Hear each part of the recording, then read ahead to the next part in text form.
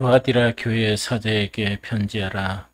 그 눈이 불꽃 같고 그 발이 빛난 주석과 같은 하나님의 아들이 이르시되, 내가 네 사업과 사랑과 믿음과 성김과 인내를 아노니 내 나중 행위가 처음 것보다 많도다. 그러나 네게 책망할 일이 있노라. 자칭 선지자라 하는 여자 이세벨을 네가 용납함이니 그가 내 종들을 가르쳐 깨어 행함하게 하고 우상의 제물을 먹게 하는도다. 또 내가 그에게 회개할 기회를 주었을 때 자기의 음행을 회개하고자 하지 아니하는도다. 볼지어다 내가 그를 침상에 던질 터이요 또 그와 더불어 간음하는 자들도 만일 그의 행위를 회개하지 아니하면 큰 환난 가운데에 던지고, 또 내가 사망으로 그의 자녀를 죽이리니 모든 교회가 나는 사람의 뜻과 마음을 살피는 자인 줄 알지라. 내가 너희 각 사람의 행위대로 갚아주리라. 두아디라에 남아 있어 이 교훈을 받지 아니하고 소위 사탄의 깊은 것을 알지 못하는 너희에게 말하노니 다른 짐으로 너희에게 지울 것이 없노라. 다만 너희에게 있는 것을 내가 올 때까지 굳게 잡으라. 이기는 자와 끝까지 내 일을 지키는 그에게 만국을 다스리는 권세를 주리니 그가 철장을 가지고 그들을 다스려 질그릇 깨뜨리는 것과 같이 하리라. 나도 내 아버지께 받은 것이 그러하니라. 내가 또 그에게 새벽별을 주리라. 귀 있는 자는 성령이 교회들에게 하시는 말씀을 들을지어다. 아멘. 우리 계시록에 나타나 있는 일곱 교회, 에베소 교회, 또한 스무나 교회, 버가모 교회에 대한 부분을 우리가 이제 쭉 이렇게 봤습니다. 오늘은 이제 네 번째 이 교회인데, 이 두아디라 이 교회입니다. 그래서 두아디라 교회에 대해서 우리 이제 이 주님께서 칭찬하시는 그것 자체는 19절에 이렇게 다 기록이 되어 있습니다. 그래서 19절에 보니까 네 사업과 사랑과 믿음과 섬김과 인내를 아노니 네 나중 행위가 처음 것보다 많도다. 이렇게 되어 있거든요. 그래서 이 자체가 보면 이 짧게 되어 있지만은 상당히 내용면에 보면 이 대단한 그런 교회다 하는 그런 생각이 들어요. 그래서 이 시작 자체가 네 사업과 사랑과 믿음과 성김과 인내를 아노니 이렇게 되어 있죠. 그런데 이 원문에 보면 원문장 자체가 어떻게 되는 거니까 여기서 무엇을 안다 하는 중점이 사업이에요. 네 사업을 아는데 사랑, 믿음, 성김, 인내는 뭐를 수식하는 것인가? 사업을 수식하는 거예요. 예, 사업. 그러니까 네 사업을 아는데 네 사업 안에 그런 사랑이 있고 또 믿음이 있고 성김이 있고 또한 인내가 있었다 하는 그런 의미로 보면은 온전하게 이것을 잘 해석하는 그런 부분이다 하는 그 이야기입니다. 그런데 여기서 2장 19절에 내 사업을 안다 하는 거 있죠. 이 사업이라 번역되어 있는데 이 사업이라 번역된 이 에러가 자체는 사실은 사업이라고 번역하는 것보다 일, 행위 이렇게 번역하는 게 더 가깝습니다. 그래서 이거는 뭐냐니까 네 행위를 내가 안다. 네 행위를 내가 안다 하는 그것을 의미하거든요. 그래서 이때 행위라는 것은 그렇게 행위 혹은 일 등을 의미하는데 이것은 뭐냐니까 우리 모든 삶을 살아가면서 나타나는 행위나 일 그것 자체를 주님께서 하신다 하는 그거를 이야기합니다. 그런데 그 행위 자체를 또 보니까 그 행위 속에 이 사랑이 있는 거. 이때 사랑은 뭐냐니까 아가페적인 사랑을 이야기합니다. 이 사랑이 있고 그 다음에 그 행위가 믿음의 행위다 하는 그거를 이야기하고 또 그 행위 자체가 바로 섬김의 그런 행위도 있다 하는 그것을 이야기하고 그 다음에 이렇게 하다 보니까 뭐가 필요하냐 참 그 행위를 하는데 네가 대단한 인내를 가졌다 하는 그런 의미로 해석하면 좋을 것 같다 하는 생각이 듭니다. 그래서 그게 이제 전부 다인데, 그런데 이제 모든 행위 속에 이제 아가페적인 그런 사랑, 그렇게 그 비교해 보면 에베소 교회는 그 좀 그 두아디라 교회하고 좀 정반대 성향을 가지고 있거든요. 그 정반대적인 성향을 가지고 있는데, 그 두아디라 교회에서 책망받는 것 자체가 그 에베소 교회는 칭찬을 받아요. 이 칭찬을 받는데, 에베소 교회가 이 책망을 받는 게 처음 사랑을 잃어버린 거거든요. 그런데 두아디라 교회는 좀 사랑이 풍성한, 또 사랑이 좀 많은 그런 교회가 이 두아디라 교다 하는 그를 이야기하고, 그 다음에 그 믿음이라는 것은 그 예수님을 메시아로 믿는 것뿐만 아니고 좀 신실하게 탁 예수님만 탁 붙드는, 예수님만을 붙드는데, 나중에 알고 보면 이 두아디라 교회 자체가 예수님을 붙들 수밖에 없는 그런 상황이었습니다.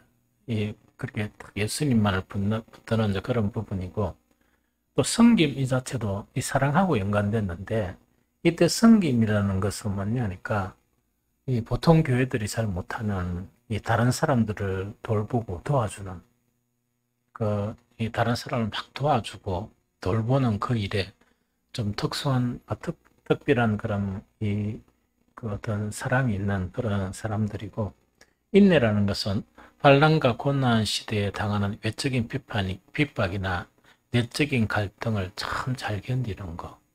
이거예요. 그래서, 그런데 또 한 가지 더 중요한 게 뭐냐. 2장 19절에 네 사악과 사랑과 믿음과 성김과 인내를 아는데, 이게 더 중요하죠. 내 나중 행위가 처음 것보다 많도다 이야기죠. 그럼 이건 뭐냐니까 그 사랑이 담기고 믿음이 있고 또 섬김이 대단한 그 행위, 또 인내가 있는 이 행위가 이 시간이 지나면 지날수록 그것이 의외된다고요? 더 좋아지고 더 좋아지고 하는 그런 형태가 두아디라 교회가 가지고 있는 주님으로부터 칭찬을 받을 수 있는 그런 조건이었다 하는 그 이야기죠. 그래서 이거를 보면은 뭐냐니까 오늘날 교회나 뭐 우리 교회하고 비교해 보더라도 이거보다 더 좋을 수 있겠느냐. 참 이 좋은 교회다. 정말 그렇게 계속 이렇게 이제 우리 복음 안에는 생명이 있기 때문에 그 생명의 본질은 계속 자라간다 그랬죠. 그래서 계속 좋아지는 그런 형태인데, 그것도 뭐냐니까 모든 것은 살아가는 그런 행위 자체가 사랑과 믿음과 섬김과 그 인내 자체가 계속 좋아지는 그런 교회다 하는 그 이야기죠. 그래서 참으로 그 대단한 교회고 이 대단한 교회다. 난 그것을 우리가 알 수 있는데, 문제는 이런 교회도 이 책망받을 것이 있는 거예요. 이런 교회도 이제 책망을 받게 되는데, 그래서 이제 여러분들 본문 탁 읽으니까 잘 모르겠죠? 자세히 읽어보면 뭐냐? 칭찬은 짧게 합니다. 칭찬은 19절 짧게 하지만 책망 자체는 하고 난 다음에 그 책망과 연관된 부분이 상당히 길어요. 그러다 보니까 얼핏 그 두아디라 교회에 대한 부분을 읽어보면 엄청 잘못하는 그런 교회로 느껴지거든요. 그런데 자세히 보면 뭐냐? 대단한 교회에 있는데 이 교회에 이 한 가지 책망을 받는 거예요. 한 가지 책망을 받는데 조금 하게도 그 한 가지 책망 자체를 가지고 이 꼬치꼬치라기보다 서로 강하게 이걸 가지고 경고도 하고 막 이렇게 하거든요. 그래서 참 그런 부분을 우리가 이제 볼 수 있다는 이야기죠. 그런데 두아디라 교회에 그런 책망이 어떤 책망인가 하니까 우리 오늘 읽었던 20절 말씀입니다. 그러나 내게 책망할 일이 있노라. 자칭 선지자라 하는 여자 이세벨을 내가 용납함이니 그가 내 종을 가르쳐 깨어 행음하게 하고 우상의 재물을 먹게 하는도다. 이렇게 돼 있죠. 그래서 이거는 뭐냐니까 이 자칭 선지자라 하는 이사벨로 불리는데, 저건 이 여자가 자기 자신이 선지자라고 이야기합니다. 이 선지자인 이 여자가 이 여자를 갖다가 이 두아디라 교회는 용납을 하는 거야. 그 용납을 한다는 것은 뭐냐니까 에베소 교회였으면 절대 안 났겠죠. 왜냐니까 아주 참 냉정하니까. 그런데 이 두아디라 교회는 뭐가 있습니까? 성김이 강하고 사랑이 강하고 이러다 보니까 그런 속성의 여파인지 몰라도 이 이사벨이라는 이 자칭 선지자라는 여자를 교회에서 용납한다. 용납하는 그 자체를 갖다가 강하게 이렇게 뭔가 책망을 하는 그런 부분이에요. 이 무슨 말인지 알겠죠? 그래서 이사벨은 뭔가니까 이 내 종들을 가르쳐. 그래서 여기서 내 종들을 가르쳐 하니까 보통 이제 초기 교회 자체를 우리가 어떻게 생각하면 좋은 거니까 물론 이제 교회가 형성되면서 다수의 인원이 모이는 것도 있겠지만 대부분 초기 교회 자체가 가정교회 형태예요. 이 가정에서 모이는 그런 형태. 그래 두아디라 교회 같으면 우리가 뭔가 큰 교회가 중앙에 있어가지고 큰 건물을 지어가지고 두아디라 교회에 간판을 붙이고 그런 교회 성향임보다 그 인원은 좀 차이가 있지만 여러 가정에서 이렇게 교회가 형성이 되면서 연합된 그런 교회. 그래서 보통 이제 감독이라는 거는 뭐냐니까 각 교회마다 뭐 설교자나 이런 사람들이 있겠죠. 있으면은 그걸 잘하나 못하나 이것을 다 감독하는 또 그런 시스템이 구축되어 있는 그런 교회로 생각하면 참 좋아요. 그 초기 교회가 그런 교회예요. 그래서 인원 차이는 좀 있지만은 이제 그런 부분이다 하는 것을 이제 생각해 보면 되거든요. 그러다 보니까 각 가정교회나 또 뭐 규모가 우리가 정확하게 추정할 수 없지만 좀 큰 교회나 그런 주의 종들이 있겠죠. 그러고도 지금 시스템은 아니에요. 그렇게 이제 에베소 교회 보니까 그 선지자가 나오고 여러 그런 계층이 나오죠. 또 복음 전하는 자가 나오고 여러 가지 계층이 나오죠. 선생이 나오고 그 다음에 목사가 나오고 교사가 나오고 이런 형태로 이렇게 나눠지잖아요. 그래서 어느 이 요새 교회 목사 이렇게 생각하면 또 큰 오해입니다. 큰 오해거든요.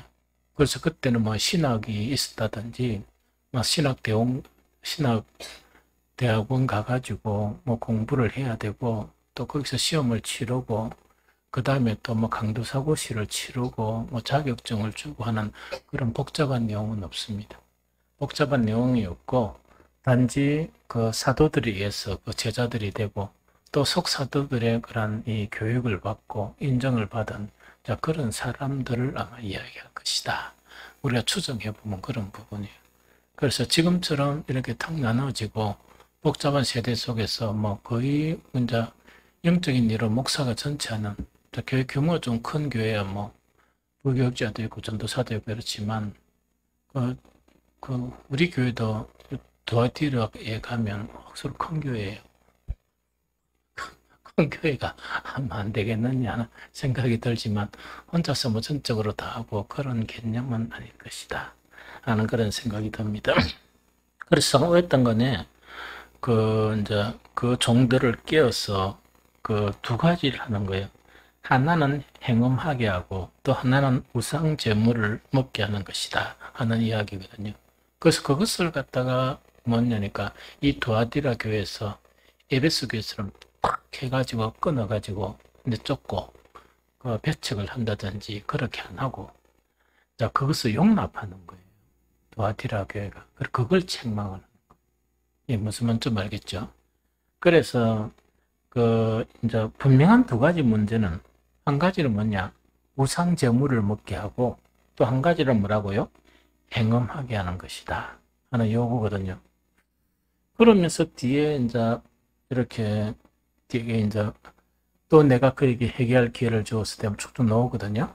나오면서 막 서로 큰 책망 또는 경고 이런 식으로 하게 되는데 이 내용 자체를 알라 그러면 이거는 좀 배경을 좀 알 필요가 있다 하는 생각이 들어요.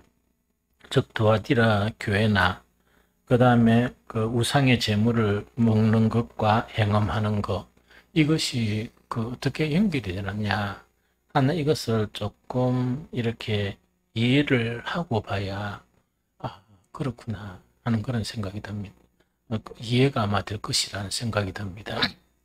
그래서 몇 가지 그런 이 자료들 자체를 쭉 이렇게 설명을 할 테니까 여러분들이 이렇게 정리를 좀 하고, 그 다음에 이런 사안 가운데 우리가 추정할 수 있는 이스라벨의 가르친 내용이 뭘까? 이러면 대번이 해답이 나와요. 해답이 딱 나오니까 그것을 좀 우리는 경계하고 조심을 하면 된다 하는 그 이야기죠. 제일 첫 번째, 이제 여기서 이제 먼저니까 딱 여기 따라다니거든요. 우상의 재물을 먹는 것하고 행음하는 것이 분리되는 게 아니고 이 따라다녀요.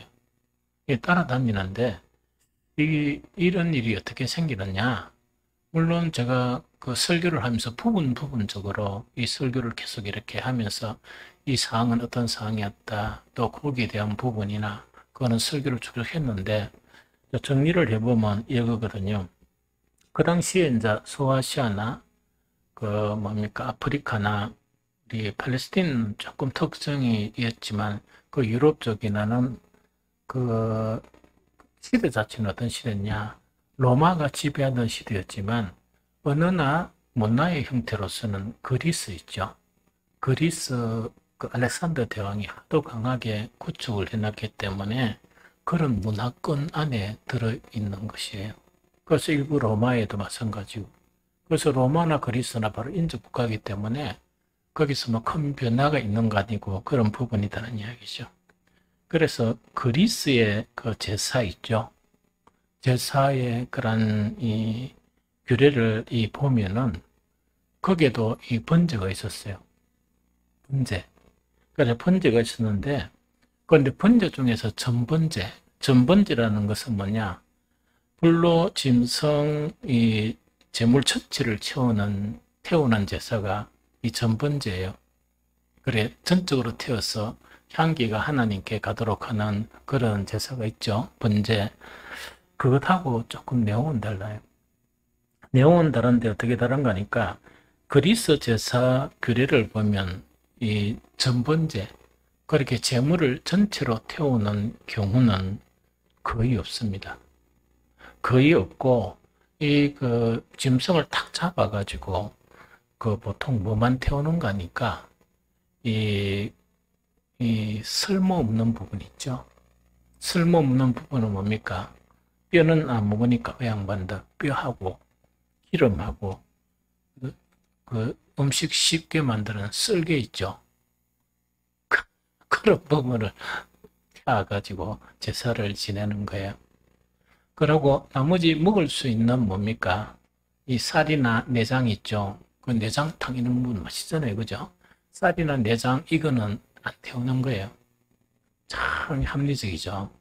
그래서 그건 안 태우고 그 이제 뼈나 기름만 설계만 딱 태우고, 이 고기와 내장은 뭐냐니까 그 제사에 참여하는 사람들이 하목제 형태로, 그 이스라엘의 하목제 형태로 누가 먹는다? 그걸 나눠 먹는 거예요. 이 무슨 말이죠? 그 제사자들이 이렇게 먹게 되는 거예요. 그런데 그 제물의 그런 수와 부피가 너무 크죠? 그러면 그걸 다 먹을 수 있습니까? 못 먹습니까? 못 먹으니까, 그래서 즉시 먹어치우기가 불가능할 때는 그것을 고기 가게에 팔거나 일반 대중에게 팔게 되는 거예요. 그래서 이제 신약 성경 보면 이 제물로 바쳐진 그 음식을 먹느냐 못 먹느냐에 대해서 고린도서에서 바울이 정립을 하고 있죠. 모든 음식은 깨끗한 것이지만, 그러나 이 초신자들이 그런 개념이 없으니까 그만한 게 좋고, 바울도 뭐냐, 나는 일평생 난 고기도 안 먹을 수 있다, 이렇게 이제 자기 스스로도 고백하죠. 왜? 영혼을 뜨겁게 사랑했으니까 그런 고백을 하거든요. 그래서 이제 이 내용을 좀 알아야 돼요. 그래서 이 보통 제사가 뭐냐니까 꼭 이렇게 팔레스타인에서 하던 이스라엘 그런 제사 있죠. 그걸로 생각하면 안 되고, 조금 구우면 뺐다고 하고 필요 없는 거 있죠. 그걸 삭퇴하고 나머지는 얼마나 큽니까? 소 한 마리 잡아보세요. 그렇죠? 그래가 내장이나 고기 자체는 저것들이 먹고, 다 못 먹는 물건은 고기는 어디로 놓느냐? 고기 가게에 팔거나 안 그러면 일반 대중에도 팔게 되는 이제 그런 부분이 이 시대에 있었던 부분이다 하는 그 이야기죠. 그 다음 이제 두 번째가 뭐냐니까 이 팔레스타인도 그랬죠. 그랬지만은 그 이 당시에는 뭐냐? 제사 고기는 보통 어디로 흘러가느냐? 신전으로 흘러가요. 그렇게는 각 도시마다 자기들의 신께 이 제사를 하죠. 그러면 제사를 드리는 그런 사람들도 있겠죠. 그 제사장처럼 이런 사람들도 있죠. 이 신전에 들어가는데 그 당시에 소아시아나 이 주변에 보면 신전 거기서 제사만 이렇게 하는 게 아니고 공식적인 행사나 음식 먹는 것을 신전에서 이 행사도 하고 음식도 먹게 되는 그런 뭡니까 문화가 좀 이렇게 발달된 것이에요. 그래서 이 고기가 어디로 흘러가느냐? 신전의 사회적 혹은 종교적 행사들. 그래서 다 이 제사만 지내는 거 아니고 사회적 행사들도 신전에서 하는 거예요. 그러다 보니까 초청받은 이 부자들 있죠, 부자 개인들이나 그렇게는 뭐 옛날에 이때 뭐 고기가 되게 흔한 건 아니었잖아요. 그러니까 항상 이때도 뭐냐니까 지금도 뭐 고기 먹는 사람은 우리나라는 참 다 잘 살아가 보편화됐지만 어릴 때 제가 기억하기로 우리 천국 가신 우리 엄마께서 된장을 끓이는데 그 된장이 참 어린아들 된장 잘 안 먹잖아요. 그럼 된장에 뭘 넣어주는 거니까 돼지고기를 탁탁 썰이가 된장에 넣어줘. 그래서 내 어릴 때 기억해 보니까 그것 때문에 된장을 먹는 거야. 된장을 먹는데 어떤 때는 돼지고기하고 된장 덩어리를 구분 못해가. 여러분들 보면 기분 없으면 나쁘거든요. 아니 속일 이렇게 따로 있지 자식을 속이다니. 아니 그때는 보니까 고기인 줄 알고 이 된장 덩어리를 탁 집어가 입에 넣어가 딱 씹었는데 돼지고기가 돼지고기가 해서 그때 목소리 기분 나빴던 적이 한두 번이 아니에요. 그래 그만큼 이제 고기 먹는 게 좀 이제 귀하죠. 이때도 뭐냐니까 고기가 이렇게 한다 하니까 뭐 그냥 일반적인 사람들이 다 고기를 살 수 있는 건 아니고 부유한 사람들 특히 이제 뭡니까 그 신전에서 행사를 이렇게 하다 보면 항상 고기가 남기도 하고 또 유통되기도 하잖아요. 그래서 거의 신전에서 고기가 흘러나오는 그런 경우도 많았다. 그래서 그때 초청받은 부자들의 개인 혹은 가정에서 이제 소비를 하는 거기서 음식도 먹고 그 다음에 어떤 행사를 하고 난 다음에 이 고기를 사가는 그래서 이때 그 소아시아에 발견된 이 발굴된 신전 있죠. 신전이나 또 뭔가니까 우리나라 같은 벽화 비슷한 거 있죠. 벽화 비슷한 거를 딱 보면 이때 예수님 당시에 예수님과 그 제자들이 만찬하는 형태 있죠. 이 음식을 이렇게 서로 나눌 때는 어떻게 나눈다 합니까? 이래. 정확하다, 그죠? 이렇게 비스듬하게 넣어서 이렇게 이제 음식을 나누게 되거든요. 그래서 여러분들이 최후의 만찬 해가지고 이 규격 테이블 딱 해가 한 거 있죠. 그거는 팔레스타인 형태는 아니에요. 팔레스타인 형태는 아니고 그런 로마 시대에서 만든 그런 부분인데 그 제일 중앙에 누가 계세요? 예수님이 계신데 1세기에는 중앙에 예수님은 안 계십니다.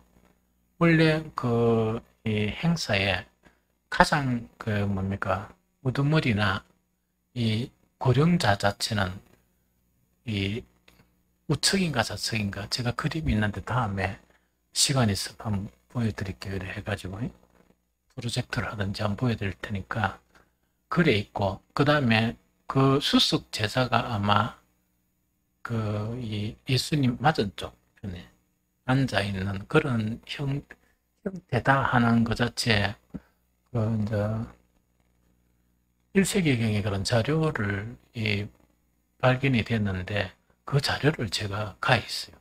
이 복사본을 어떤 목사님 주셔가지고 그 뭐야 성지순례 뭐한 30번 다닌 목사님 있죠.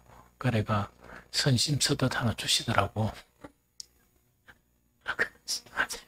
가지고 있는데 한 번은 보여드릴게요.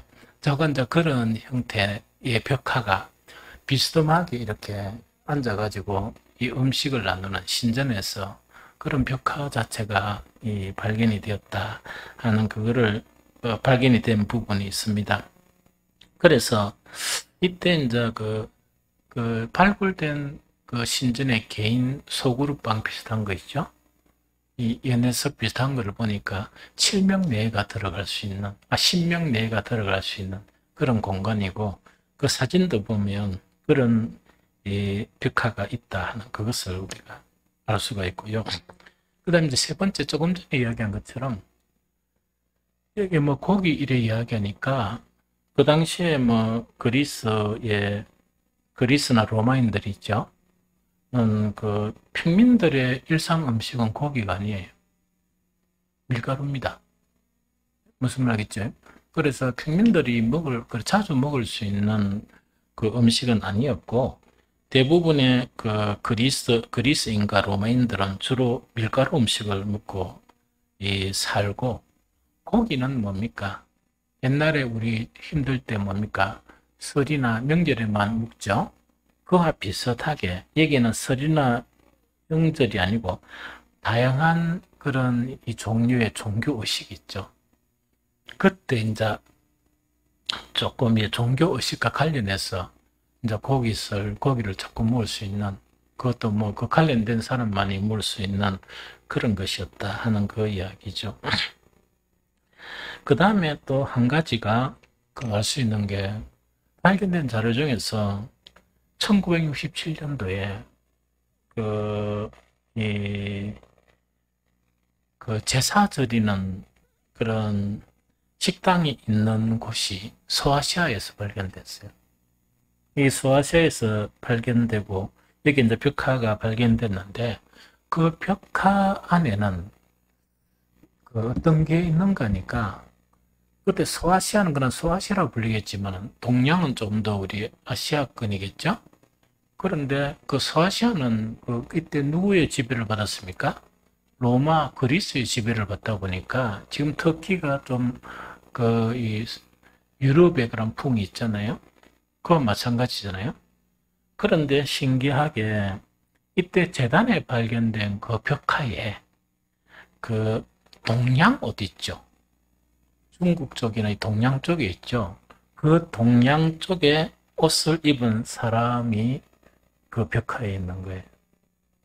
그렇게는 이제 벽화를 그리다 보니까 이제 그걸 보고 알 수 있는데, 그래서 이걸 가지고 뭐를 갖다가 추정하는가 하니까, 이 당시에 기독교 말고 모든 그런 소아시아의 그런 그 재단이나 이런 것 있죠. 이게서는 이미 혼합주의적인 그런 성격을 좀 띄었던 것 같아요. 종교 혼합주의적인. 이 무슨 말 하겠습니까? 누구는 못 들은다 이런 게 아니고 조금 혼합주의적인 그런 성격을 띄었던 것으로 우리가 이제 추적할 수 있다 하는 그 이야기죠. 그 다음에 이제 드디어 이 드와디라 교회에서 이제 이세벨이 왜 등장하는가? 이 문제를 이런 배경을 알고 이제 조금 이래 접근해 보면 이것이 좀 왜 이렇게 예수님께서는 깊이 있게 책망을 하는 것이냐 하는 것을 알 수가 있거든요. 두아디라는 뭡니까? 쉽게 이야기하면 오늘 같으면 소규모 공장들이 많은 공장하고 이제 장사를 많이 하는 그런 부분이었는데 어떤 공장이 있느냐? 세공, 피혁, 가공, 염색, 양모, 그다음에 방적 이런 것 자체가 있는데 특히 드와디라 교회는 이것을 판매를 해야 되잖아요. 여러분들 시골 가보면 우리 저게 뭡니까? 처갓집 시골 가더라도 내가 농사하는 걸 봤거든요. 보니까 농사를 딱 해가 어디에 사느냐? 농협에서 다 이렇게 판매해주고 다 하는 것 같아. 그래서 야, 이 참 잘해주구나. 그러고 또 업자도 오고 막 이런 것 같아요. 이 무슨 말인지 모르겠죠? 그러다 보니까 여기는 뭐 있는 거니까 이 이제 이 여러 가지 이제 동업적으로 있는 그런 조합들이 이때부터 생긴 거예요. 무슨 말이지? 조합들이 생기다 보니까 그 조합에서 판매도 하고 이렇게 이제 관리도 하고 이런 이제 시스템이 형성이 됐어요. 그런데 이 이제 주 산업은 뭐냐? 이 도아디라의 염색하고 양모였던 것 같아요. 양털에가 그 가지고 막 배를 짜던 그런 거 있죠. 이게 상당히 이제 주 생산지였다는 그 이야기죠. 그래서 소아시아에서 가장 일찍이 조합이 형성이 다 되고 이제 발전되었다는 그 이야기죠. 그런데 이 조합이라는 것 자체가 뭐냐니까 그냥 조합이다가 아니고 그들의 생활 터전이라는 이야기. 생활 터전이 바로 조합하고 연결이 됐다는 그 이야기거든요. 그래서 이거는 대단히 중요한 거거든요. 그럼 쉽게 이야기하면 우리가 에베레스트 산인가 해가 그 관광 그 산 안내가 묵고 사는 그 동네 보면 그것이 산에 오르고 안내하고 하고 그 필요한 물품을 이렇게 하는 것이 그들의 생활이고 그들의 삶이거든요. 그것만큼 이 두아디라 지역에서는 그 조합이 있죠, 조합. 조합 자체는 자기의 생활의 그런 터전이었습니다. 그래서 또 한 가지가 뭐냐, 이 두아디라 지역 자체는 요한계시록에 언급된 7개 도시 있죠. 7개 이 도시 중에서 조금 가장 많이 처지는 그런 지역이었어요. 이 처지는 지역이었고 어디 사이에 있는가니까 버가모하고 사대 사이에 있으면서 이 대단히 이제 이 중요한 그런 지역들이죠. 그러면 이 사대와 그 뭡니까 이 버가모 사이에서 가는 길 있죠. 길이라 그러면 이 두아디라 자체는 뭐냐 그 길을 따라 이렇게 길쭉하게 형성된 그 도시가 두아디라에 있었어요. 그러다 보니까 이 무역을 하기 위해서 상인들이 왔다 갔다 하죠. 그럼 그분들한테 뭘 해야 됩니까? 이 자기들이 생산한 이것을 판매를 해야 되고 하는데 개인으로 하는 게 아니고 조합이 딱 형성되어서 체계적으로 판매하고 하는 그런 부분이었다 하는 그 이야기죠. 이게 무슨 말이겠죠? 그래서 아까도 이야기했듯이 이 조합 자체가 그들의 삶의 터전이다 보니까 이 사람들은 식사를 보통 어디서 하겠습니까? 그 조합에서 공동 식사를 보통 하는 거예요. 공동 식사를 하는데 공동 식사하는 장소가 어디냐? 신전인 거라. 그러니까 제사드리는 신전 있죠. 그러다 보니까 왜 됩니까? 그때 우상의 제물 자체, 그 고기가 그 이제 신전이 그 뭐 거의 100%그 고기가 아닙니까? 그러니까 그게 이제 우상의 고기가 되는 거라. 조금 이해됩니까? 그런데 중요한 것은 뭐냐니까 만약에 조합에 이 관여를 안 하고 또한 성도들이 뭡니까? 싫다 이래가지고 그 식사에 참여를 안 하면 이 장사가 되겠습니까? 사업이 되겠습니까? 안 되겠습니까? 거의 안 될 지경에 있는 그런 상황이었어요. 이게 무슨 말 알겠죠? 그래서 이 두아디라 교회 자체가 아까 이야기했자니까 아가페 사랑도 있고 그 예수님을 메시아로 믿는 것뿐만 아니고 끝까지 신실함을 지킨다는 것은 뭐냐? 도시도 좀 처지는 그런 도시고 그 다음에 이렇게 부지런히 생산해가 판매가 안 되면 안 되는 그런 처지에 있는 분들이다 보니까 누구를 이렇게 신뢰해요? 주님을 신뢰하는 그런 부분이 좀 강하고 시간이 지나면 지날수록 이런 부분이 좀 강하게 나타났다 하는 그 부분을 우리가 알 수가 있다는 그 이야기죠. 이게 무슨 말이겠죠?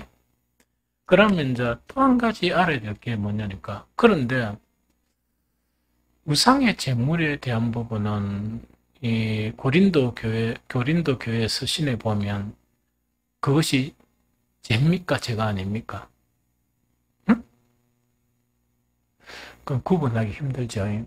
지식이 있는 자에게는 우상은 아무것도 아니고 음식은 뭡니까? 하나님이 주신 거기 때문에 다 깨끗하다. 자, 그런 관점이죠. 그런데 바울이 그래도 그 우상의 제물인 줄 알고 피하는 거는 뭐 때문에 피한다? 다른 사람들이 그런 이 온전한 지식이 아닌 우상 제물 모으면 안 된다 하는 그런 지식이 있죠. 그런 지식을 가지다 보니까 만약에 집사나 안 그러면 우리 원룸 같으면 건사나 이렇게 모아버린다 이러면 그 사람들이 시험 듭니까 안 듭니까? 들죠. 그것 때문에 피하라는 그것이지, 제물 모든 음식은 하나님께서 주신 것이기 때문에 깨끗하고, 우상은 실체가 있다고 그랬습니까? 없다고 그랬습니까? 없는 것이니까 아무 관계도 없다 하는 이제 그 결론이거든요. 그런데 여기서 이제 우상의 제물 이것을 질책을 하면서 뭐 하고 노느냐? 음행하고 인간이 되는 거예요. 우상의 제물과 음행에 이제 음행하고 이것은 연결된 형태로 지금 나타나는 거예요. 이게 무슨 말이겠습니까? 그런데 다른 자료들을 이래 쭉 보니까 그 당시에 유럽 그 지역들 있죠. 이 지역에서는 그 우상의 제물하고 음행하고 연관된 부분 자체 자료는 그렇게 옛날 자료니까 그렇게 발견된 내용에 보면 그런 흔적은 찾을 수 없다 하는 학자들도 있어요. 이해됩니까? 그런데 성경에는 뭐라 되어 있습니까? 우상의 제물과 음행 이것 자체가 딱 규정되어 있습니다. 이해가 되죠? 그러면 여기서 우리가 중요하게 생각해야 될 것은 뭡니까? 음행의 실체를 아는 것이 중요하다. 음행의 실체를 아는 게 중요하다는 이야기죠. 구약에서 음행이라는 것은 두 가지를 이야기하죠. 하나는 남자와 여자의 그 법적이지 않은 그런 성행위를 음행이다, 간음 형태로 이야기하지만, 또 하나 간음이나 음행은 뭘 이야기합니까? 하나님에 대한 믿음 자체를 저버리고 우상을 섬기게 될 때, 다른 신을 섬기게 될 때 그것을 또 음행이라고 이야기하거든요. 그래서 그 욕에 대한 것을 갖다가 보면서 주석가들은 양갈리로 나눠져가 있거든요. 그래서 어떤 주석가들은 뭐냐 하니까 우상제물과 음행은 뭐냐? 이거는 우상제물하고 이거는 그 성적인 그런 음행을 이야기하는 게 아니고 배도를 이야기한다. 이렇게 교정하는 분들도 있고, 또 어떤 분들은 뭐냐? 터무니없다. 그 우상의 제물과 이거는 성적인 문제가 이렇게 나타난다는 그 이야기입니다. 무슨 말인지 알겠죠? 그래서 그래서 제가 결론적으로 이렇게 할 수 있는 거는 두 가지 다를 버리지 않고 취하는 게 좋겠다 하는 그런 생각이 듭니다. 왜냐니까 팔레스틴의 제사는, 팔레스틴 그 지역의 제사 있죠? 그 제사는, 이방 제사는 어떤 제사였습니까? 그때 제사는 뭐냐? 신전이 있었는데, 신전에는 누가 있었다? 여사제들이 있었거든요. 우상제물도 있고 여사제들이 있는데, 그때 팔레스틴 주위에서 그 바알 신이나 그런 신 자체에 초종하는 것이 그 뭔가니까, 이게 뭔가 아이를 많이 낳는 거예요. 자손을 많이 낳는 거. 그래서 팔레스틴 지역에서는 뭔가니까 우상의 제물하고 우상의 제물이나 혹은 이제 이방 신을 섬기는 그 안에서는 반드시 뭐가 따르는가? 이거는 성적 관계가 따르게 돼요. 그 성적 관계라는 것은 무엇을 이야기하는 거니까, 아이를 많이 낳게 하려고 그러면 성적 관계가 활발해야 되죠. 그래서 그것을 장려하는 거예요. 장려하면서도 신전에서 그런 일들이 의식이 벌어지는 거예요. 특히 또 뭐냐니까 신전에서 그 당시에 그것은 뭐냐, 뭐라는 거, 신전에서 사제가 하는 일이 뭐냐, 성적 관계를 갖는 그 일도 하게 되는 거예요. 이 무슨 말 좀 이해가 되죠? 그래서 팔레스타인 주변에는 그것 자체가 공식화되어 있는 부분입니다. 그래서 이 발람의 교훈이라는 것 자체가 어떻게 됩니까? 이렇게 뭔가를 타락시키려고 하니까 하나님 딱 막으셨죠? 깨를 낸 게 뭡니까? 이거는 여자들 미인계를 써가지고 어떻게 됩니까? 그 우상에게 우상 이 제사에 참여시키면서 저건 한 번도 못 본 그 제사 의식에 뭐가 있단 말입니까? 음행 자체가 연결이 되어 있는 거예요. 그러니까 순진한 이스라엘 남자들이 왜 됩니까? 그거 완전 다 넘어갔단 말이에요. 넘어가다 보니까 하나님의 징계를 받는 그게 발람의 교훈이에요. 그래서 발람의 교훈 자체가 무엇을 이야기하는 거니까 우상 제물과 뭐하고 연결된 것이다? 음행하고 연결된 거예요. 이해됩니까? 그런데 이 이세벨에 대한 이 부분도 성경은 책망하면서 뭘 책망합니까? 우상 제물과 음행에 대한 부분을 책망하는 거예요. 그런데 좀 이해가 됐습니까? 무슨 말인 건지 이해가 됐죠. 그래서 이거는 뭐냐, 배교를 뜻하기도 하고 실제적인 그런 음행이기도 하다. 이 둘 다 생각하는 게 타당하다는 이야기죠. 그래서 여기 이제 계시록에 나오는 게 뭡니까? 발람의 교훈이 나오고 니골라 당 있죠. 발람의 교훈과 니골라 당의 교훈도 똑같은 문제예요. 이 세 가지가 뭐라고요? 우상의 제물에 먹게 하면서 뭘 하게 한다? 음행하게 하는 거. 이거 알겠죠? 그래서 이것으로 이 계시록에 나타나는 이 세 가지 유형의 책망받는 이단 종파 있죠. 종파는 뭐하고 연결된다? 우상의 제물하고 음행하고 연결이 된다는 그걸 이야기합니다. 이거 좀 이해가 되겠죠? 그랬는데 두아디라 교회에서 남겨진 자료, 아까 이야기했죠. 팔레스틴에는 이방 제사에 들어가는 것은 제단에 들어가는 것은 음행하고 바로 연결이 돼요. 무슨 말겠죠?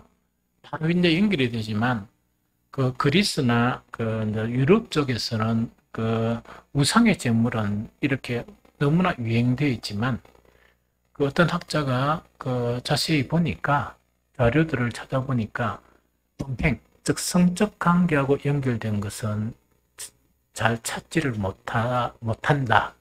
결론을 내리다 보니까 이거는 배교다 이렇게 되어 있는 거예요. 그럼 배교 자체가 아까 뭐라 했습니까? 1967년도 자료에 보니까 그 당시에 유럽이나 소아시아에는 그 신전에서 제사 드리는 사람이 그 지역의 사람만 있는 게 아니고 동양 쪽에 있는 사람도 참여를 하다 보니까 이미 혼합주의가 종교 혼합주의가 시작되는데 자, 한번 봅니다. 아니 조합이 안 되면 이게 장사를 합니까 못합니까? 물건을 만들어도 판매가 잘 서로 힘들게 되죠. 꼭 팔락하면 팔 수가 있겠죠. 좀 힘들게 되겠죠. 그럼 힘들게 되다 보니까 신전에서 이제 음식을 먹고 막 이래 하겠죠. 그러니까 이제 혼합주의적인 그런 종교로 빠지는 경우도 있고 또 어떤 자료에 보니까 이제 요거는 이렇게 기록되어 있습니다. 두아디라 교회의 문제는 이 조합원들이 우상의 제물을 먹죠. 거기 자기들이 식사란 말이지. 조합원들의 우상의 제물을 먹고 그 다음에 우리가 요즘도 세상 사람들 이 고기 먹으면 반드시 뭐가 있습니까? 술. 그렇죠? 음주가 이렇게 따라가면서 돈도 많이 좀 많이 팔고 이러면 또 기분이 좋아가지고 막 왕창 먹겠죠. 그래서 이 우상의 그런 제물을 먹고 음주가 있으면서 이 공동의 식사를 하고 난 이후에 어떤 부정한 그런 성행위가 이렇게 동반되었다고 그래요. 무슨 말겠죠? 그래서 뭐가 된다고? 우상의 제물과 음행의 관계가 이렇게 형성이 된다 하는 그 이야기죠. 그러면은 이사벨 있죠? 이 이사벨의 교훈의 주 내용이 뭔가? 이거는 우리가 추정해 볼 필요가 있다. 그래서 이게도 여러 가지 한 대여섯 가지 이렇게 이론들이 있었는데 그 중에 중요한 한 세 가지만 추려보면 이런 내용이다 하는 그 이야기죠. 이사벨의 주요 교훈은 뭐냐니까 이 이사벨이라는 여자 자신이 여선지자로 자처한 이 여자는 뭐냐? 신앙을 가지는데 합리주의적 이 신앙을 가진 거예요. 합리주의자라는 게 뭐죠? 그렇게 신앙도 하고 또 뭐도 하는 사업도 성공도 해야 되고 신학도 성공도 해야 되고 이러다 보면 그 방법을 이 기술을 하면 사람들이 혹합니까 안 혹합니까? 신앙도 지키고 천국도 가고 이 세상에도 잘 살고 하는 거 있죠. 그 합리주의적 그런 관점 자체를 퍼뜨린 것 같다 하는 그런 내용입니다. 그래서 이 이사벨이 이야기하는 그 자체가 뭐냐? 이 도아디라 자체가 그런 문제점을 가지고 있는 거야. 풍족한 것도 아니고 새것까지 이렇게 뭔가를 만들어 가지고 이렇게 지나가는 그 뭡니까 무역인들이나 상인들에게 판매를 해야 되거든. 효과적으로 팔기 위해서 뭔가 이렇게 딱 조합이 형성되니까 싸게도 안 팔고 딱 지나가는 사람들이 조합이란 건 뭡니까? 요거는 얼마 이상 팔고 뭐 이런 거 있죠. 안 그러면 다 모아가 이제 품질 나눠가 팔고 이러다 보니까 그 수익을 누구한테 줍니까? 생산자에게 주게 되는 거야. 그러니까 이윤을 많이 남기게 되고 상당히 좋죠. 이 무슨 말겠죠? 그게 이제 이루어지고 있고 아까도 얘기했다시피 그 공동 식사 자체가 어디에서 이루어진다? 아예 신전에서 그 제사도 드리지만 거기 이제 공공장소로서 그것이 이제 흥행되는 것이 바로 그 부분이었다는 그 이야기죠. 그러니까 이사벨 자체가 이제 기독교가 이제 교회가 형성이 되면서 어떤 것을 주장하게 되느냐 이걸 주장하는 거예요. 제일 첫 번째로는요.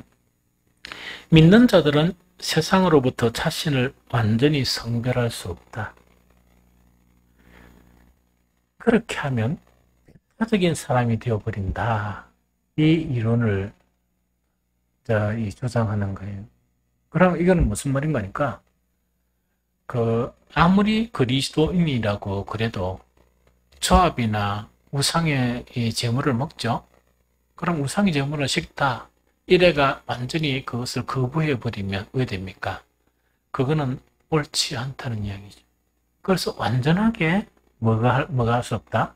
믿는 사람들은 세상으로부터 자신을 완전히 성별할 수 없다. 이걸 주장하는 거예요. 그러니까 그리스도인들이 뭔가니까 조합에 참여하면 이 나쁜 거 다 봐야 되고 또 뭡니까? 이렇게 우상의 재물도 먹고 뭐 이러다 보니 그게 늘 싫은 거야. 싫은데 이사벨은 그 길을 탁 터져버리는 거야. 터져버리다 보니까 다는 아니겠지. 그래서 뭐 신앙이 좀 연약하거나 이런 사람들은 뭐 뭡니까? 그게 맞다 이래가 넘어가 버린다. 그래서 딴 사람들이 이사벨을 탁 칠 수가 없는 거야. 이 무슨 말인지 좀 알겠죠? 그래서 이제 요런 것이 바로 이런 부분이고 그 다음에 두 번째, 믿는 자들은 세상의 행사들에 참여할 필요가 있다. 바로 그거죠. 세상의 행사라는 건 뭡니까? 그 사람들이 회식을 하면 회식을 하고, 음주 문화에 참석하면 그것도 참석을 하고, 막 이런 거 있죠. 다 참석을 해야 된다 하는 걸 이야기했죠. 그래야 그들과 친해지고, 직장 생활하면 승진이 잘 되고, 사업은 뭡니까? 거기에서 사업이 다 이루어진다 이야기입니다. 그런 이야기죠. 그렇게 그게 언제부터 생긴다냐? 이때부터 생기는 거예요. 이게 무슨 말이겠죠? 그래서 사업에 도움을 받을 수 있다는 그걸 이야기합니다. 그럼 이 세 번째도 뭐냐? 여러분들이 들은 사람은 이미 들었을 거라. 완전히 기가 솔깃하죠. 믿는 자들은 세상과 교제하고 사귐으로써 더 쉽게 세상에 전도할 수 있다. 너무 기가 팍 트이죠. 그 요거라. 그런데 이제 이거 상당히 위험합니다. 그래 이게 이제 결국은 뭔가니까 뭐 음행은 음행이지만 아까 뭐를 갖다가 배도 즉 진리를 버리게 되는 그런 결과를 가져온다 하는 그 부분이죠. 요거는 내가 정리를 완전히 많이 참석 안 했지만 정리를 완전히 해드릴게요. 믿는 사람들은 세상으로부터 자신을 성별을 해도 사람과의 관계성을 가질 수 있고 먹고 사는데 지장이 없다. 이게 무슨 말이겠습니까? 절대로 지장이 없습니다. 그럼 이거는 좀 뭐냐니까 제가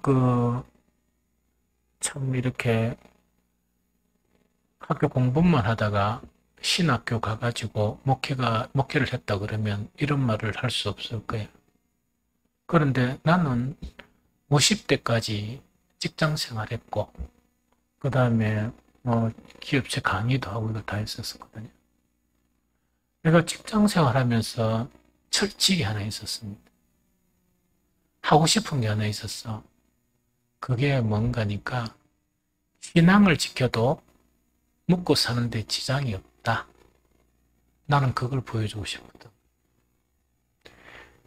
신앙생활 하면서 세상 사람들하고 타협을 안 해도 먹고 사는 데는 세자생활을 할 수 있다 하는 것을 보여주고 싶었어요. 무슨 말인지 알겠죠? 그래서 한국 중국 다닐 때나 그 다음에 거기서 너무 여기 부산서 청년들 가르치고 왔다 갔다 하는 게 너무 피곤해가지고 기도하면서 하나님 이 길거리에서 이렇게 시간 보내는 게 너무 힘드니까 자관 무조건 별로 없고 부산에서 근무하게 달라 하니까 일주일 이내로 위층에 있는 우리 ROTC 동기가 영태야 니 부산 안 갈래? 그래서 내가 자스가 가지 이래가 바로 옮겨붙습니다. 사표 수리가 안 돼가 왜냐니까 그런 데 가면 안 된다. 그런 데 가면 안 된다 이래가지고 그때 본부장이 누구냐 안수집사에 있었습니다.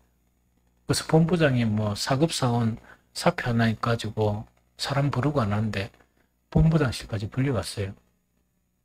왜냐니까 우리 과장께서 처음에 사표해가지고 주띠면 부장이 째뿌지더라고. 그래서 휴가 갔다 온다 해서 휴가 갔다 오고 또 사표 썼거든. 그러니까 아예 부장은 손을 안 대고 내가 과장이 내가 부장 라인인 줄 알았는가 봐. 그게 그때 학부 라인하고 군부 라인이 있었어요. 우리 과장은 군부 라인이다. 그런데 나는 여기도 소송 안 하고 여기도 소송 안 했어요. 왜냐니까 그걸 보여주고 싶은 거야. 나는 여기 온 것도 하나님이고 내가 떠나는 것도 주님이고 다음 직장 가고 안 가고도 하나님이지 너가 내 운명을 결정할 수가 없다. 내가 가진 건 그거예요. 하나님께서 하시지 누구 나한테 아무 영향을 못 미친다. 나는 처음부터 그게 아주 또렷했습니다. 그래서 주일날 체육대할 때도 안 갔고 새까맣게 요거도 먹으면서 또 월요일 가가지고 이거 미안합니다 말고 이랬지. 거기에 휩쓸리기도 않았고 파가 딱 형성되는데 나는 이쪽 피에 이쪽 파는 안 썼습니다. 안 쓰다 보니까 내 고유 직무를 뺏어가 버는 거야, 이 과장이. 그래서 내가 뭐로 쓰려고 했느냐. 사실 한국중공업에 좀 더 컴퓨터 시스템으로 이 자동화되는 설비를 설치하고 시운전을 내가 했다고. 그 슈퍼바이저들하고 좀 다. 그래 했는데 그 업무를 싹 빼들어가 가지고 어디로 파견냈느냐. 창고로 파견내본 거야. 창고는 누가 가느냐? 5급 사원이 가는 곳이야. 나는 4급 사원이고. 그래서 창고로 발령이 내가 감사대가 내가 뭘 시작했는가? 창고에서 점심시간마다 기도회를 시작했어요. 깜짝깜짝 뭐야. 기도회를 왜 했냐니까 창고 너무 점심시간에 조용해. 그러고 4급 사원이 그거 가가지고 할 일이 아무것도 없는 거야. 원래 5급 사원이 다 갈 일을 하고 있어. 그러니까 거기서 기도회를 계속 했는 거야. 그러다 보니까 여기도 안 가고 여기도 안 가고 이랬거든. 그래서 눈도 깜짝 안 하고 뭔가니까 내를 결정하는 거, 내가 있는 거 떠나는 거 너가 아니다. 내 모든 것을 결정하는 것은 주님이시다. 내가 내 실력으로 왔나? 아니다. 내가 탁 하면서 그걸 굳게 지켰거든요. 그걸 굳게 지키고 출근할 때 가야 되는 거는 까만 가방 하나 가야 되는 게 있는데 그 안에 뭐 들었느냐? 성경, 큐티 노트 들었어요. 성경하고 큐티 노트는 줄기차게 들고 다녔던 거야. 그래서 이제 했거든요. 그러면서 그 직장에 너무 피곤하니까 이제 부산 직장으로 딱 옮겼는데 면접할 때 뭐냐? 무슨 회사도 몰랐어요. 그러니까 단지 나는 아무 생각이 없이 그 당시에 청년들 가르치는데 내가 하루에 5시간 시간을 뺏기고 하니까 너무 힘든 거야. 그때 비형 간염이 걸려가지고 그 이후에 뭐 이제 금진 시스템 이래가 하니까 비형 간염이 진행한 거야. 엄청 피곤하고 그걸 지정생활 하죠. 새벽기도 나갔죠. 저녁에 청년들 가르쳤죠 하니까 아무리 내가 젊어도 살아남겠어요? 못 살아남지. 그래서 그때 우리 교회 다니던 나가 조그만 대가가 내보고 삼촌 이렇게 했는데 삼촌은 왜 목욕탕 오면 고기를 푹 떨구고 가만히 이렇게 앉아있느냐. 그렇게 얼굴이 누르해가지고 그런 시간을 보냈거든. 너무 피곤하고 해가지고. 근데 부산에 딱 옮기는 그 회사에 딱 가니까 면접을 하는데 그 딴 거는 안 먹고 왜냐니까 거기는 이제 대기업의 사람들을 스카우트해가 이 자기들이 이제 쓴단 말이야. 그 사람이 스카웃이 잘 안 되니까 다른 걸 안 먹고 딱 한 가지가 뭐래요? 술, 담배 합니까? 그래서 안 하는데요 하니까 그럼 얘기 못 할 건데요. 이 근무 못 할 건데요. 감독관이야. 칼자루 쥐고 각 회사 다니면서 감독관 역할을 하는 거예요. 그럼 접대를 잘합니까? 못합니까? 엄청 접대를 잘해주겠지. 근데 그 접대 중에서 어떤 접대가 있겠어? 술문화 접대가 있다. 그래서 그걸 하길래 내가 괜찮을 건데요? 그렇게 사람이 다급해가 막 이래 땡기는 거야. 내가 감독관 생활하면서 다닌 지가 그 몇 년 다니면서도 아무 문제가 없었어요. 타협 안 해도 다 할 수 있습니다. 무슨 말 좀 알겠죠? 그래서 뭐 회사 뭐 눈치 보고 해야 뭐 이사벨이 있죠. 전 거짓말이야. 처음 다 거짓말입니다. 그다음 마지막 세 번째. 믿는 자들은 세상과 교제하고 사귐으로 더 쉽게 세상에서 전도할 수 있다. 이런 놈 전도하는 건 한 번도 못 봤습니다. 내가 지금 살면서. 처음부터 세상과 친해지고 뭐해 뭐 전도도 하고 효과적으로 전도하니 참 이 바보 같은 소리 하고 있는 거 있죠. 그래 전도 안 됩니다. 전도 안 됩니다. 그래서 이거는 허황된 거짓말이다 하는 그 이야기죠. 그래서 우리는 우리 신앙을 지킬 수 있습니다. 지킬 수 있고 어떤 상황 속에서도 길은 있어요. 그럼 그리스도인은 뭐냐? 세상과 타협하지 않고 하나님보다 그 기독교인들이 왜 교구도 문제를 합니까? 교회에서는 뭐 하나님 아버지 켜놓고 저 직장에서는 아버지가 누굽니까? 저 직장 상사라. 대부분 그래요. 그리고 세상 사람들이 누구를 제일 무력하는 줄 알아? 잠시 다녀보다 보면 그건 내보고 좀 다릅니다. 다르다는 건 뭐냐? 교회 다닌다는 말은 안 하는데 교회 다니지요. 좀 다릅니다. 이런 이야기예요. 그럼 그 사람들이 제일 요구하는 게 뭔 줄 압니까? 주일이 뭐 1년에 뭐 50 몇 번인데 한 번 빠지면 어때? 고마척하죠? 성경에는 뭐 술무락 하는데 그 한잔 하면 어때? 해놓고 온 다음에 내한테 새가 빠지고 합니다. 우리 누구 그 있거든요. 어떤 새끼. 교회도 잘 안 나가요.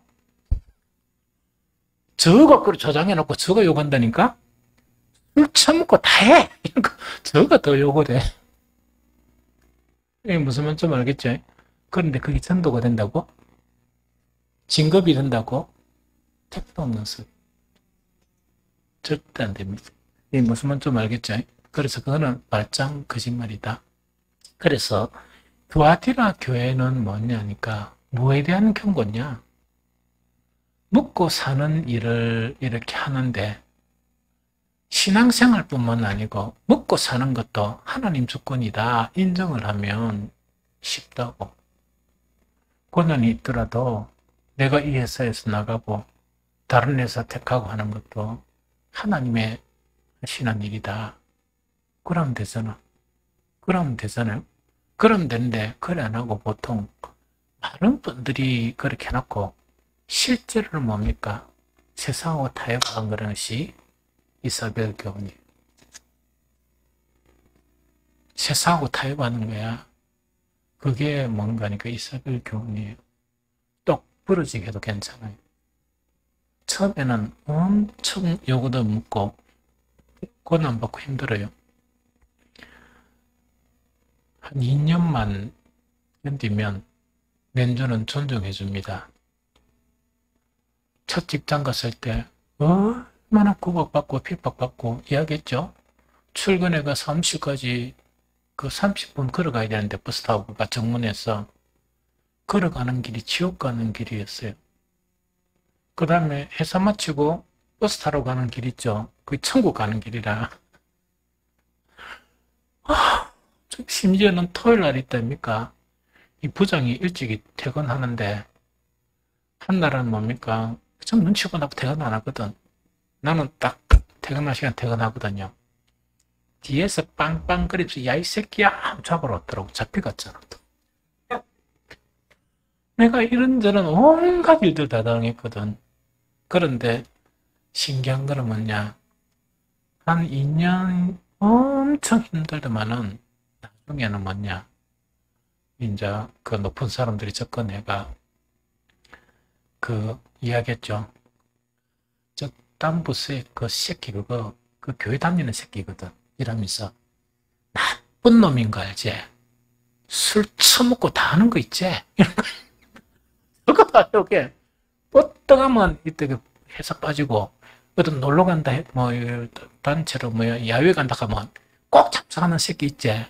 그게 무슨 교인이고 이러면서, 그러면서 뭐라 하는 거니까, 책이사, 나 안티야, 이리. 안티 아니고, 나도 어느 정도 하다가, 니하고 전도 사업할 거다. 렌즈 다 이야기했죠. 그리고 실질적으로 우리 가정은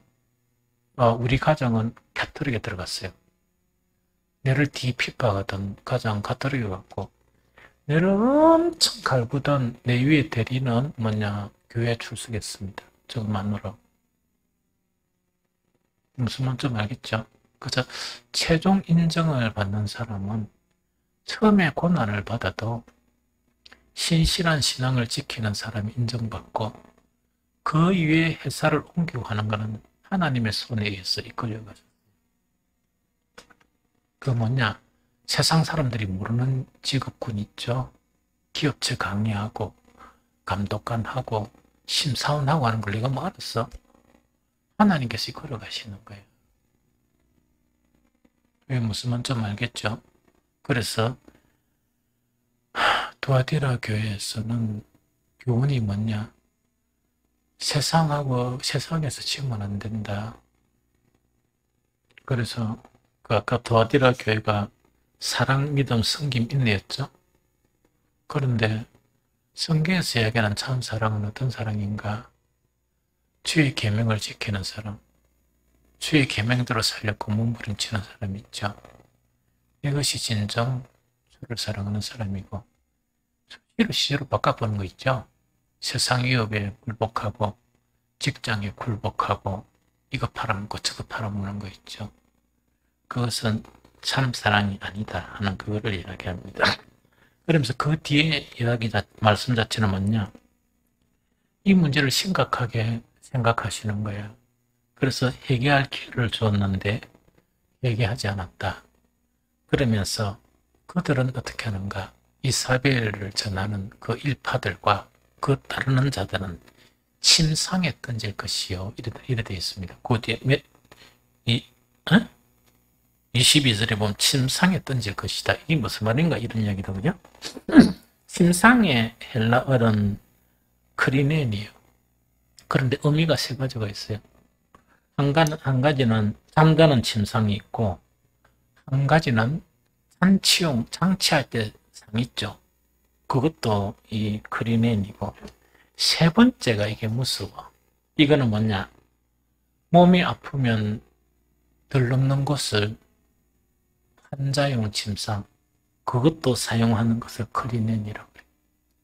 그럼 이때 침상에 던진다는 것은 뭐냐니까, 우상 숭배를 위한 상에 참여한 사람이나 음행을 위해서 또한 침대를 사용했죠. 그 사람들은 던져가 어디로 만들어 버리는가?